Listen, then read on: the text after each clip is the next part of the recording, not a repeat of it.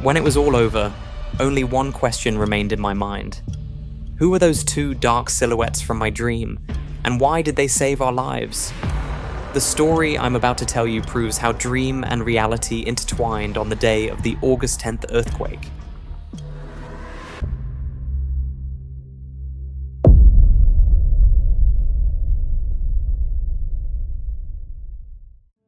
I lived together with my girlfriend.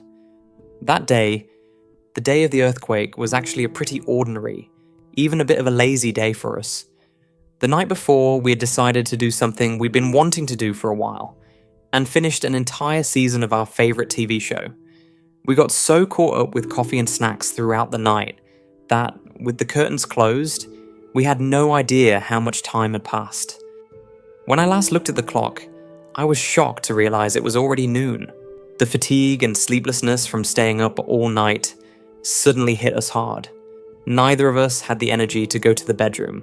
"Let's just sleep here, on the couch in the living room," my girlfriend said. It sounded logical to me too. We turned off the television, and soon after, we both fell into a deep sleep on the couches in the living room.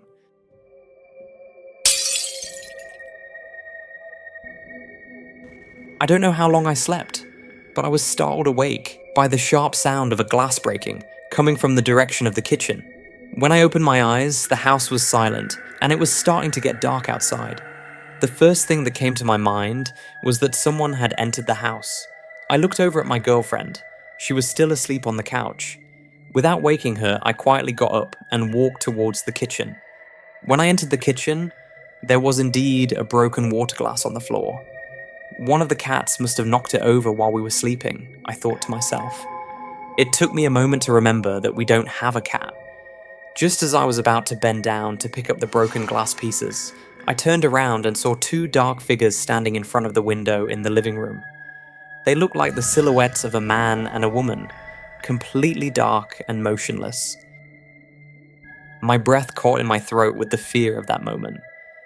As I stood there, unsure of what to do, the whole world started spinning around me, and suddenly I opened my eyes. This time, I was in our bedroom. Not on the couch in the living room, but in my own bed. For a moment, I couldn't understand how that had happened. So, it was a dream, I thought. I must have been so tired that I just thought I fell asleep in the living room. But I still had a strange feeling inside. As I sat on the edge of the bed, trying to shake off the effects of the nightmare I had just seen, I heard a sound from the living room.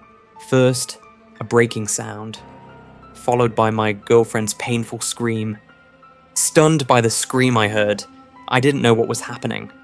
Without a second thought, I jumped out of bed and ran to the living room. The sight I saw was horrific. The old, heavy chandelier on the living room ceiling had broken off and fallen right onto the couch where my girlfriend had been sleeping. My girlfriend was lying motionless under the chandelier, and they were there.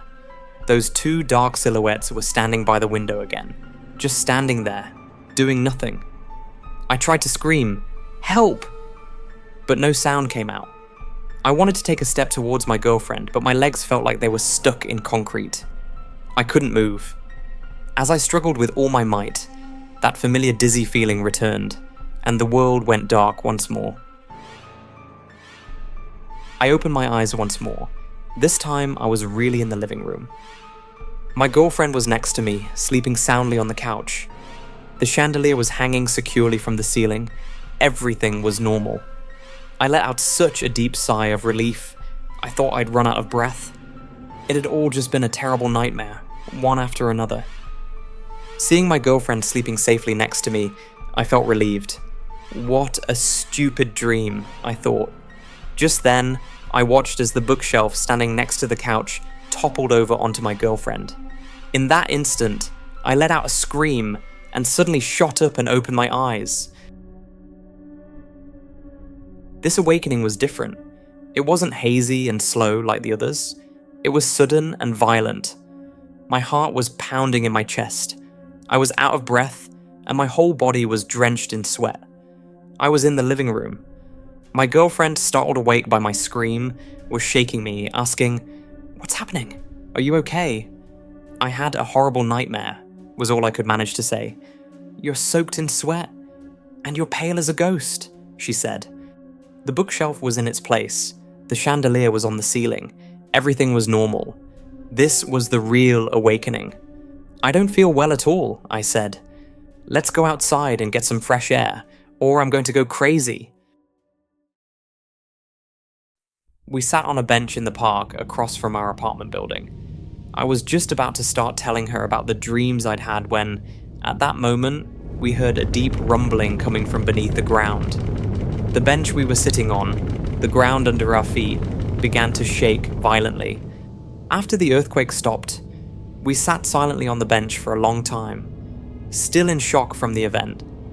We couldn't bring ourselves to go back into the house that night out of fear.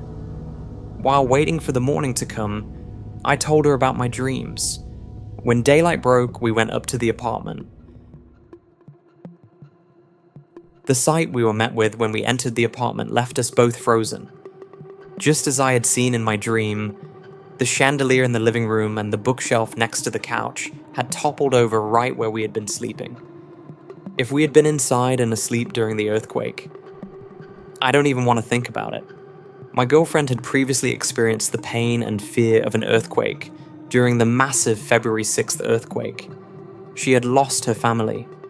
She had been living with the fear of earthquakes ever since that day. At that moment, the two dark silhouettes I saw in my dream came to my mind. The silhouettes of a man and a woman. Could they have been her mother and father? Maybe they were there that night. Maybe the horrible nightmares I had were actually warnings to protect their daughter from the approaching danger.